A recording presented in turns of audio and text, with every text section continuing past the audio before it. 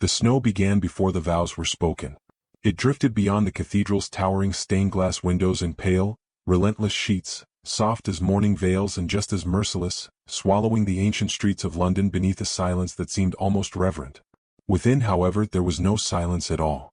The great nave hummed with whispers, each one sharpened by scandal, passing from painted lips to gloved hands like poison poured carefully into crystal.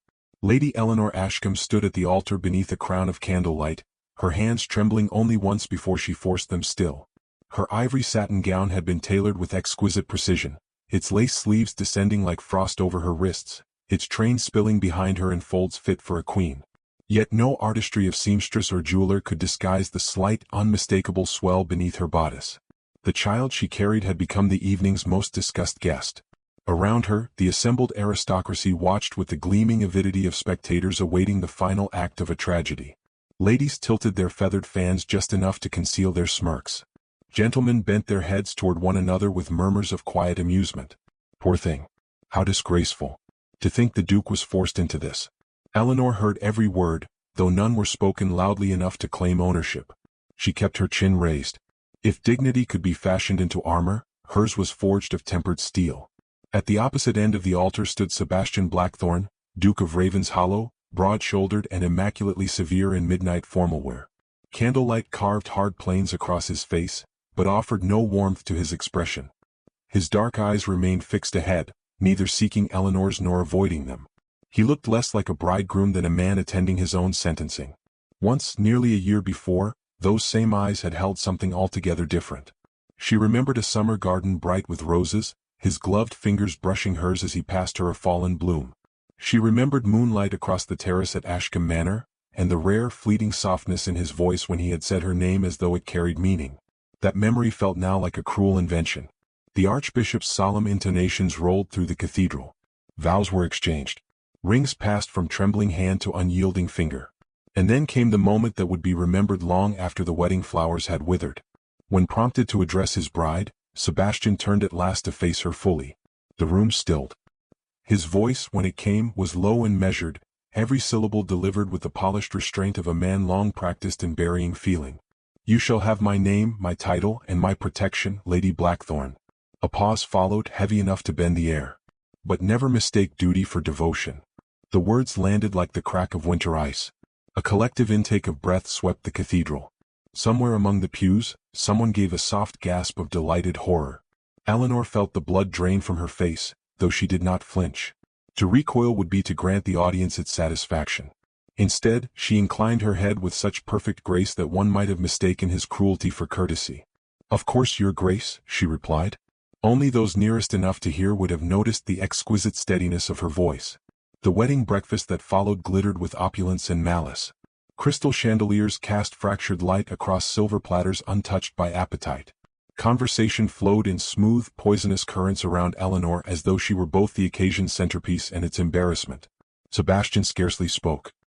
He sat at the head of the table, remote as marble, acknowledging toasts with curt nods while his bride endured the scrutiny of every eye. When at last the final course was cleared, he rose. The scrape of his chair silenced the room. "Urgent affairs require my departure for the continent before dawn," he announced. Shock rippled through the gathering. To leave his bride on their wedding night was an insult so staggering it bordered on theatrical. Yet his expression betrayed nothing. He did not look at Eleanor as he offered his arm for the final procession. Outside, snow swirled thick as ash. The carriage awaiting her stood lacquered black against the whitening square, its crest already frosted over. Ravenshollow Castle lay far to the north, isolated among barren moors where winter lingered longest. She entered without protest. Hours passed beneath the mournful rhythm of wheels over frozen roads. At dawn, Ravenshollow emerged from the storm.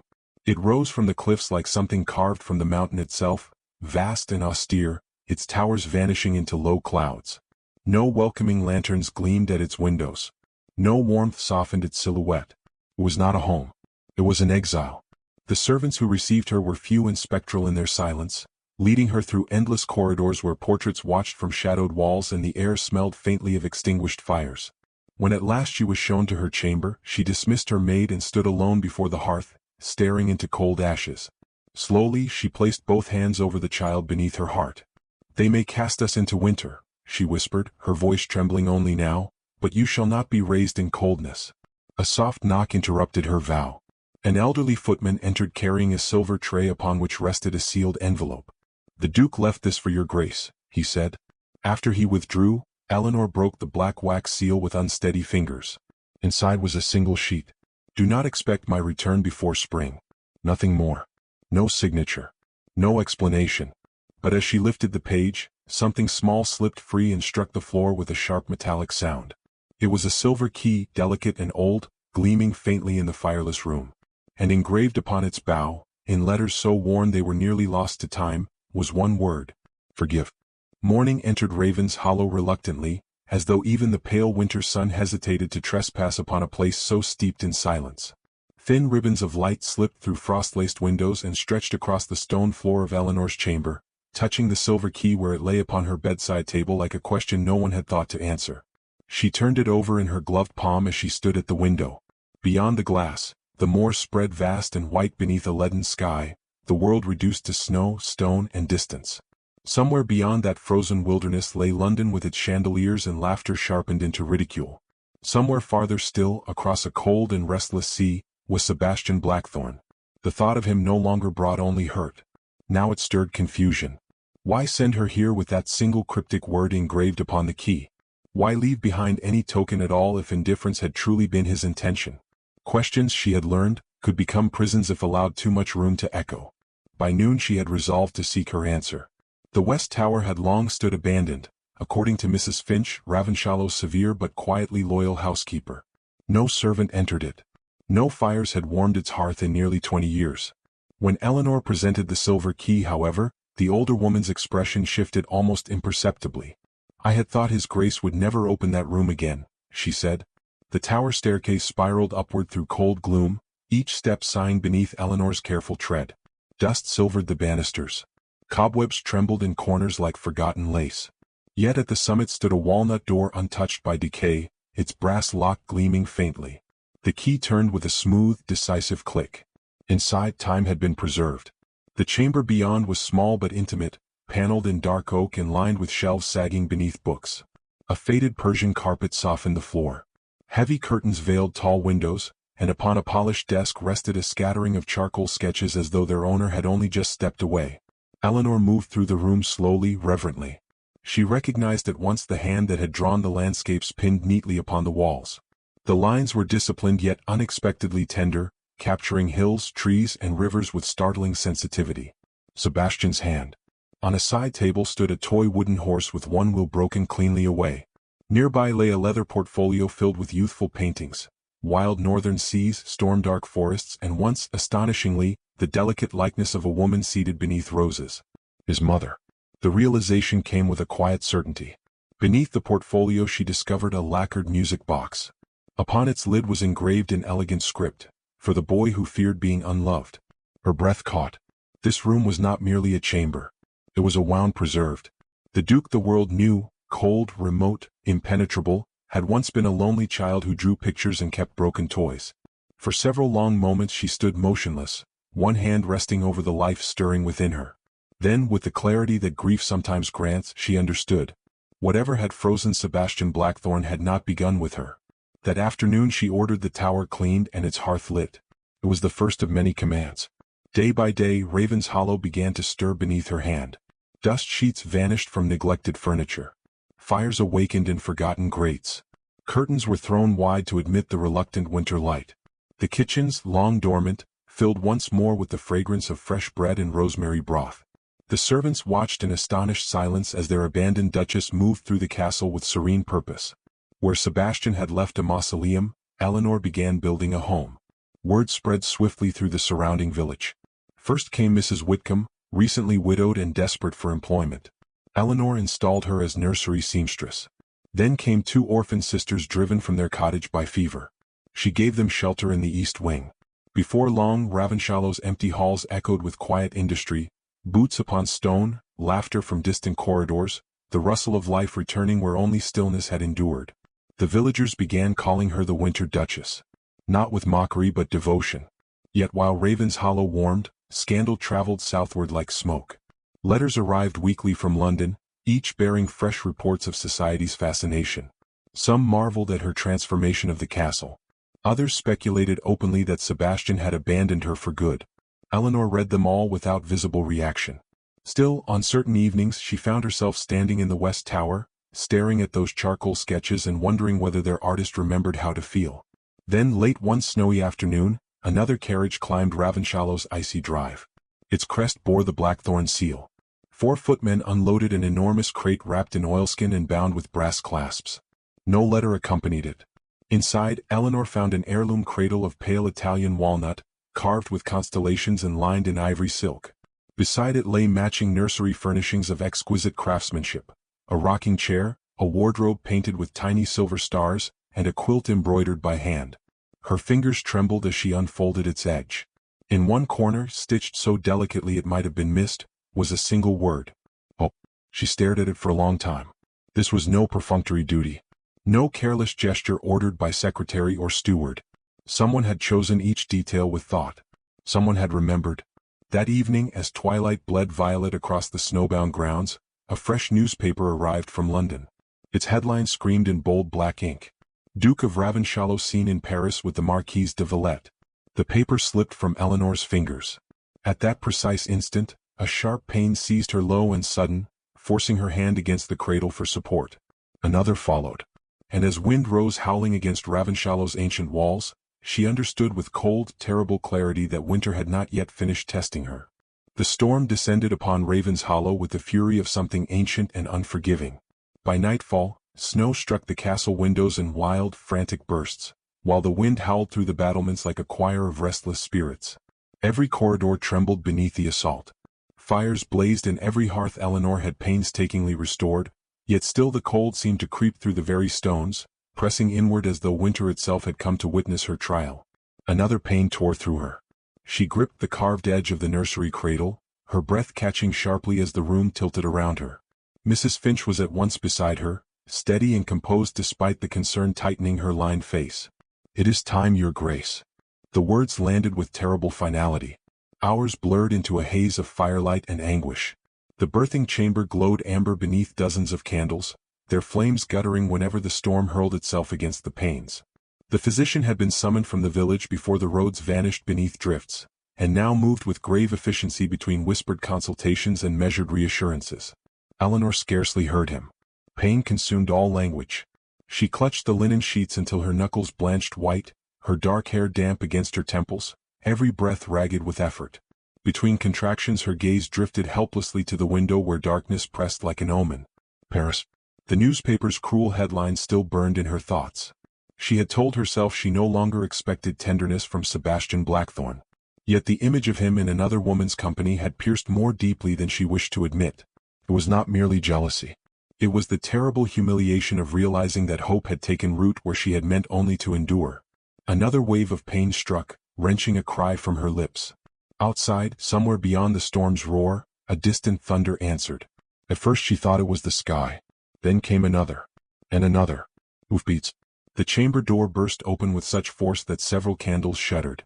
A figure strode in, cloaked in snow and shadow, his dark hair damp with melted frost, his face stark with urgency. Sebastian. For one suspended instant he stood motionless upon the threshold, his gaze finding Eleanor across the room. The composure that had once made him seem carved from winter itself was gone. What remained was naked fear. He crossed the room in 3 swift strides and dropped to his knees beside her bed, heedless of wet boots staining Persian carpet. Eleanor. Her name broke from him like prayer. She stared, too astonished even for anger. His gloved hand closed around hers, icy from the storm yet trembling. "If I am too late," he said, his voice rough with something dangerously close to panic, "I shall never forgive God nor myself." No polished restraint softened the confession. No ducal mask concealed it. For the first time since their wedding, she saw not the distant nobleman who had exiled her, but a man stripped bare by terror. The labor stretched through the long black hours. Sebastian did not leave. He remained at her side through every cry, every shuddering breath, every desperate grasp of her fingers against his. More than once the physician urged him to withdraw, but he refused with quiet steel.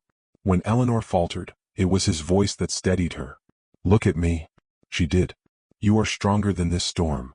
And when she wept with exhaustion, His thumb brushed the tears from her cheek with a tenderness so instinctive it seemed to astonish even him. At last, as dawn's first gray light touched the horizon, the room filled with a new sound. A child's cry. Thin and fierce and wondrous. The world seemed to stop. The physician wrapped the infant swiftly and placed him in Eleanor's trembling arms. Their son.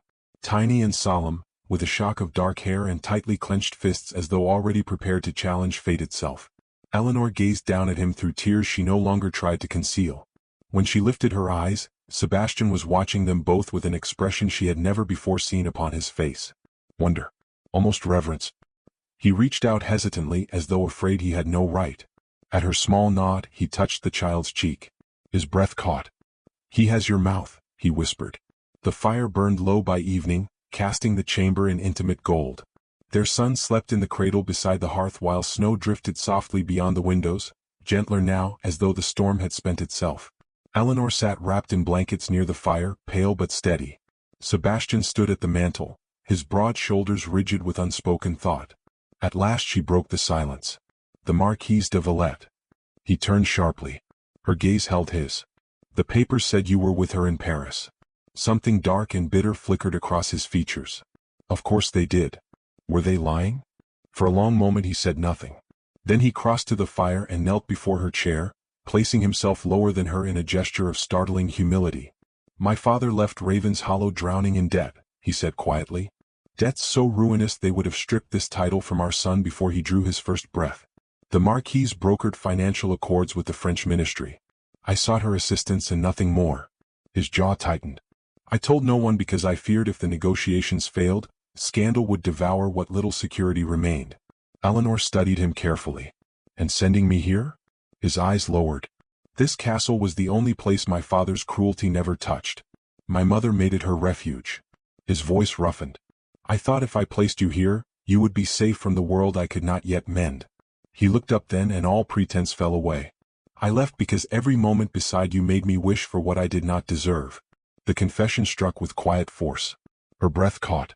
Slowly she reached toward him. But before her fingers could brush his cheek, urgent knocking shattered the stillness. A servant entered, pale-faced, carrying a sealed dispatch marked with the royal crest. Sebastian broke the wax. As he read, all warmth drained from his expression. When he lifted his eyes to hers, they held the terrible gravity of gathering storm.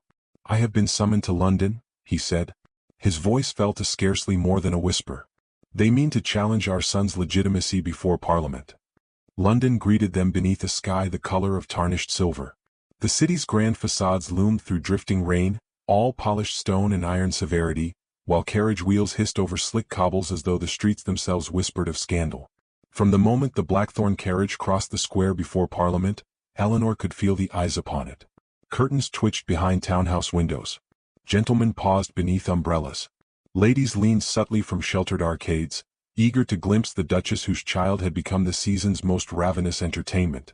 Inside the carriage, silence stretched taut between husband and wife. Their son slept in the nurse's arms opposite them, swaddled in cream wool and oblivious to the storm gathering around his name. Eleanor sat beside Sebastian, her gloved hands folded tightly in her lap, her spine as straight as the cathedral columns beneath which she had once been humiliated. Yet this silence was not the same. At Ravens Hollow, silence had been absence. Here it was anticipation. Sebastian's hand rested beside hers upon the velvet seat, close enough that she could feel its warmth through the narrow distance. Twice his fingers shifted, as though resisting the urge to bridge that final inch. Neither spoke. Words, she suspected, had become too frail for what waited ahead. The tribunal convened in Blackthorn Hall, the oldest chamber within Parliament's northern wing. Its vaulted ceiling disappeared into shadows. Tall windows admitted a cold gray light that glinted off brass sconces and the polished oak benches where peers of the realm had gathered to judge. Every seat was filled. At the chamber's center stood Lord Augustus Blackthorn, Sebastian's cousin and nearest rival claimant to the title. Tall, elegantly silver-haired, and carrying himself with practiced righteousness, he looked every inch the statesman. Yet his pale eyes held the glittering satisfaction of a man who believed victory already his. When Eleanor entered upon Sebastian's arm, a murmur rippled through the hall. She wore no jewels beyond her wedding ring. Her gown was midnight blue, severe in its simplicity, and her expression was one of serene composure that made her seem carved from moonlight itself. She would not grant them spectacle. Lord Augustus rose first. His voice carried easily through the chamber, smooth and sharpened by false regret. "It is with no pleasure that I question the succession of my own blood. Yet duty to the dignity of this house compels me to seek certainty. The haste of this marriage, the circumstances preceding it, and his Grace's conspicuous absence thereafter invite doubt no honorable man may ignore." The words fell precisely as intended. Measured, reasonable, poisonous. A rustle of agreement moved among several peers.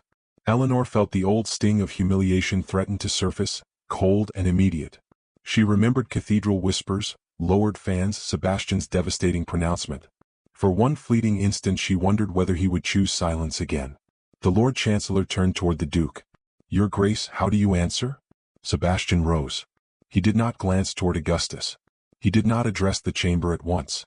Instead, before all assembled, he turned fully toward Eleanor. The movement alone shattered expectation. Slowly, deliberately, he reached for her hand. His gloved fingers closed around hers with unmistakable firmness. The chamber fell still. When he spoke, his voice rang through the hall with a force no one present had ever heard from him. "This woman is not merely the mother of my heir." He lifted Eleanor's hand to his chest, where his heart beat hard beneath black wool. "She is the keeper of my soul." A collective breath caught. Augustus's composure faltered. Sebastian faced the tribunal then, his dark gaze sweeping across every witness. "You demand truth. Then hear it plainly." He removed his gloves and set them upon the bench as though casting aside the final symbol of aristocratic restraint. "Our son was conceived not through scandal, nor weakness, nor obligation. He was conceived in love I was too cowardly to name." The words struck the chamber like thunder. Shock widened noble eyes. Somewhere a woman gasped. Yet Sebastian continued, each sentence stripping him further of guarded pride. "My silence wounded my wife. My absence dishonored her. I believed distance would spare her the burdens of my inheritance and the shadows left by my father's cruelty. In that belief I became cruel myself." He turned again to Eleanor. There was no audience now in his expression. Only truth. "Lady Eleanor Blackthorne restored Ravenshollow from ruin while I hid behind duty and fear. She gave life to halls I had allowed grief to hollow. She gave our son his first home." His voice softened but lost none of its power. "She has shown more courage in one winter than I have shown in a lifetime." For a long moment no one spoke. Then the Lord Chancellor rose. "This tribunal requires no further testimony." The ruling came swiftly. The child's legitimacy was affirmed. Augustus's challenge collapsed beneath the weight of Sebastian's declaration. The chamber erupted into murmurs, but Eleanor heard only the rushing pulse in her ears. Sebastian had not merely defended their son. He had laid bare his heart before the entire realm. That evening, London lay washed clean by rain.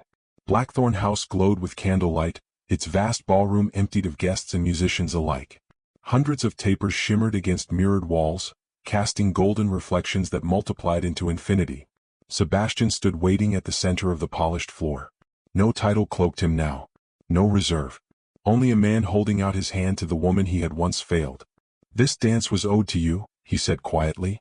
Eleanor regarded him for a long moment. Then she placed her hand in his. As they moved into the slow, elegant measure of a waltz, the years of restraint between them seemed to dissolve into the candlelit hush. His hand at her waist was steady. His gaze never left hers. "You have given me much to forgive," she murmured. "I know. And yet forgiveness is not freely won. It shall be earned." There was no hesitation in his answer. She studied the solemn sincerity etched across his features, and something long frozen within her began at last to thaw. When the music faded into silence, she reached for his hand and guided it gently to rest against the soft curve of her abdomen. At first he frowned in confusion. Then understanding dawned. His breath stopped. Her lips trembled into the faintest smile. "There is one truth yet withheld, Your Grace," she whispered. As wonder transformed his face, a sharp knock sounded at the ballroom doors, and the butler entered pale with urgency. "Your Grace," he said, voice strained, "there is a fire at Ravenshollow." Yet one chamber remained sealed. The silver key had never left Eleanor's keeping. She had worn it upon a ribbon beneath her gown since the day she first found it. On the evening of Ravenshallow's reopening, the entire village gathered in the great hall. Candles blazed from every candelabrum. Music filled the air. Laughter rose beneath vaulted ceilings that had once known only silence. Their son slept peacefully upstairs. And Eleanor, now carrying their second child beneath her heart, stood at the foot of the grand staircase while Sebastian crossed toward her through the golden light. He wore no ducal regalia. Only a simple black coat, severe in its elegance. When he stopped before her, he dropped to one knee. The room fell silent. From his pocket he withdrew the matching half of the silver key she had carried all winter. A murmur swept through the hall. "There was always a second key," he said, his dark eyes never leaving hers. "My mother divided them before her death. One for the door. One for the heart that might someday be worthy to open it." He rose and offered his hand. Together they climbed the eastern staircase toward the sealed chamber. Before assembled servants and villagers, they turned their keys in tandem. The lock gave way. The doors opened. Sunlight poured through tall arched windows into a vast circular library lined floor to ceiling with books. Fresh roses bloomed upon every sill. At its center stood an easel, a cradle, and above the mantel, carved into white marble, the words, "For the woman who taught stone to breathe." Eleanor's breath caught. Slowly she turned. Sebastian stood behind her, emotion bare upon his face.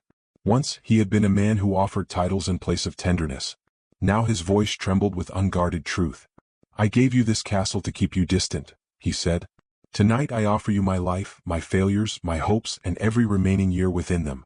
If there is mercy in your heart still, claim them." Tears blurred her vision. Yet she smiled. She stepped forward, placed both hands against his face, and kissed him before all gathered below. The great hall erupted in joyous applause, but Eleanor heard only the steady beat of his heart beneath her palms. Beyond the windows, spring wind moved softly through Ravensshallow's blooming gardens. And as twilight settled over the castle that had once stood frozen and forsaken, warm light spilled from every chamber, carrying laughter into the dark. A quiet, radiant proof that even the coldest walls may yield when love is brave enough to remain until they learn at last how to breathe.